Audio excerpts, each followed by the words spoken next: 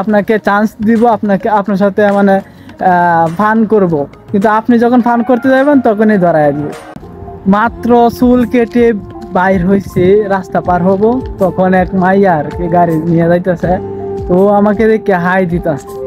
তো হাই দিতেছে, এখন আমি জাস্ট হাত মানে হাত আঙ্গাইছি, আর কিছু বলছি না, হাত উপরে তুলছি আর হাইটাই দিছি না, জাস্ট ইশারা দিলাম ওকে। তো বেশি কিছু বললেও ভয় করে, ওদের সাথে বেশি মানে প্রীতি করলেও ঝামেলা, বেশি ইগনোর করলেও ঝামেলা, বুঝছেন? ওরা খুবই ডেঞ্জারাস মাইয়া, আবার ভালো আছে, কিন্তু ওদের পাওয়ার অনেক, ওরা যাই বলবে তাই। এক হয়েছে মেয়ে মানুষ, দ্বিতীয় হয়েছে সৌদিয়া।